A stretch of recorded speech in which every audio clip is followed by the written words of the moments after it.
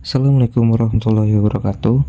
Perkenalkan, nama saya RKW Ramadan, NPM 23312065, kelas IF 23B.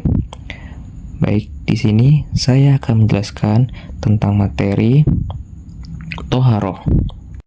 Bagaimana kelanjutannya? Yuk kita simak.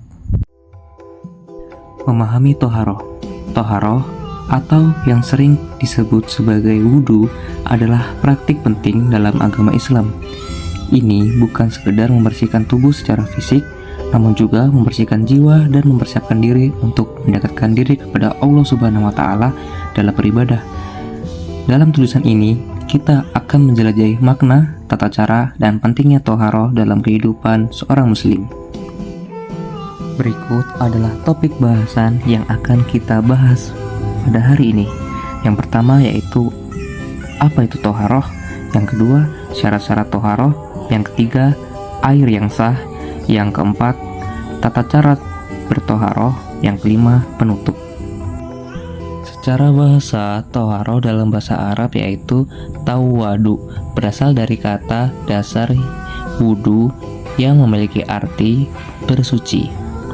Sedangkan secara istilah dalam Islam, toharoh merujuk pada proses ritual pembersihan diri yang dilakukan oleh seorang muslim sebelum melakukan ibadah tertentu, seperti sholat, tawaf, atau menyentuh Al-Quran. Syarat-syarat toharoh. Toharoh memiliki beberapa syarat yang penting di dalamnya. Berikut adalah syarat-syarat penting dalam bertoharoh. Yang pertama ada niat yang tulus. Niat harus jelas untuk membersihkan diri dan mendekatkan diri kepada Allah Subhanahu wa Ta'ala. Yang kedua, kesucian tubuh dan pakaian. Pastikan tubuh dan pakaian bebas dari najis kecil maupun najis besar sebelum bertoharoh. Yang ketiga, menutup aurat. Bagi seorang laki-laki, wajib menutup aurat dari bagian pusar hingga lutut, dan perempuan harus menutup seluruh tubuh kecuali wajah dan telapak tangan. Yang keempat, air yang sah. Gunakan air bersih dan halal yang cukup untuk membersihkan seluruh bagian yang diwajibkan dalam toharoh. Yang terakhir, mengenal batal dan mewajibkannya. Ketahui apa yang membatalkan toharoh dan apa yang mewajibkannya. Jika toharoh dibatalkan, maka harus diulang sebelum melakukan ibadah. Air yang sah. Sebelum melakukan toharoh, kita harus memastikan apakah air tersebut bisa digunakan untuk toharoh atau tidak. Berikut penjelasannya. Berdasarkan sifat air yang akan digunakan untuk toharoh memiliki sifat-sifat sebagai berikut. Yang pertama, bersih. Bersih dalam arti tidak tercemar oleh zat-zat najis. Yang kedua, jernih. Tidak ada partikel kotoran yang terlihat di dalam air. Yang ketiga, tidak berbau. Tidak memiliki bau yang tidak sedap. Yang keempat, tidak berubah sifat. Air yang akan kita gunakan tidak mengalami perubahan sifat secara signifikan. Yang kelima, banyak.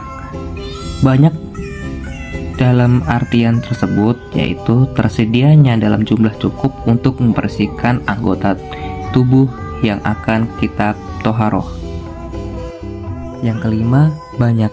Banyak dalam artian ini yaitu tersedianya jumlah air yang cukup untuk membersihkan anggota-anggota tubuh yang diwajibkan dalam toharoh. Yang terakhir adalah halal, tidak tercemar dari bahan haram dalam Islam. Selanjutnya, jenis air.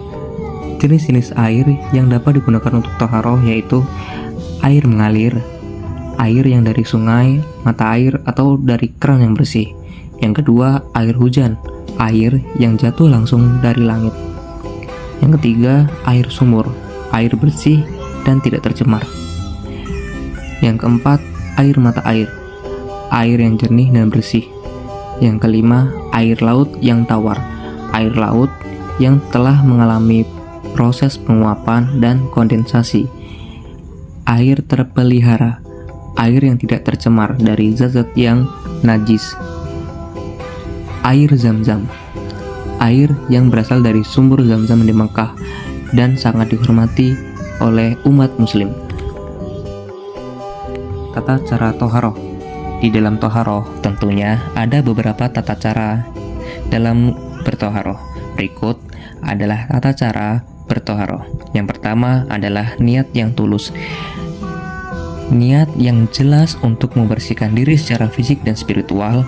Yang kedua, berkumur. Berkumur-kumur dengan air dalam mulut 3 kali, kemudian keluarkan airnya. Yang ketiga, mencuci muka. Cuci muka 3 kali dari dahi hingga dagu dan telinga, bagian kiri dan bagian kanan.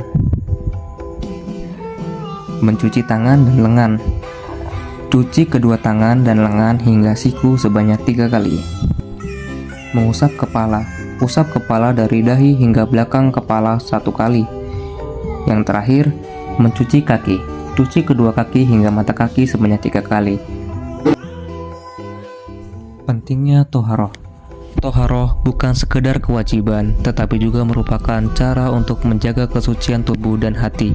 Dengan melakukan toharoh secara teratur, seorang muslim dapat meningkatkan kualitas ibadahnya dan mendekatkan diri kepada Allah Subhanahu wa Ta'ala.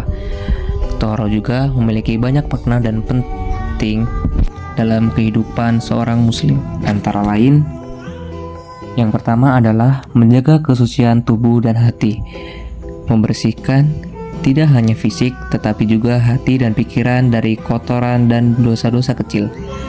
Meningkatkan kualitas ibadah, persiapan fisik dan spiritual sebelum ibadah dapat membantu meningkatkan kualitas ibadah dengan fokus dan khusyuk. Mendekatkan diri kepada Allah Subhanahu wa Ta'ala. Dengan toharoh, kita dapat membersihkan diri secara fisik dan spiritual, dan juga membantu memperkuat hubungan spiritual dengan Allah Subhanahu wa Ta'ala. Terakhir, syarat sahnya beberapa ibadah. Toharoh merupakan syarat sah untuk beberapa ibadah seperti sholat dan tawaf, menjadikannya bagian integral dari kehidupan seorang muslim yang taat.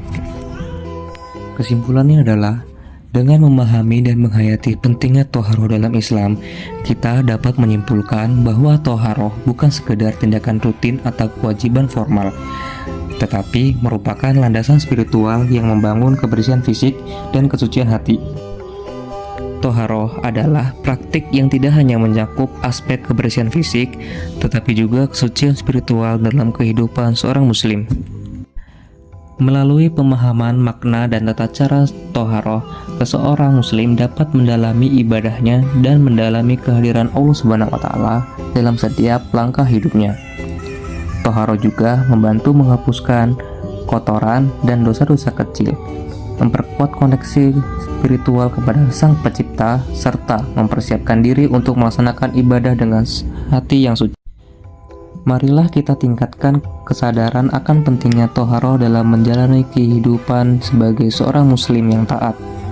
Dengan mengintegrasikan toharoh dalam rutinitas harian, kita dapat memperkaya kehidupan spiritual dan meningkatkan kesadaran akan kehadirat Allah Subhanahu wa Ta'ala dalam setiap aspek kehidupan kita.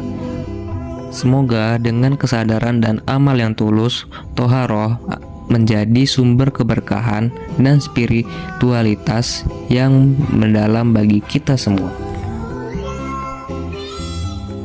Mungkin itu saja yang bisa saya sampaikan. Kurang lebihnya saya mohon maaf, kepada Allah saya mohon ampun. Wabillahi taufiq wal hidayah. Wassalamualaikum warahmatullahi wabarakatuh. Bye bye.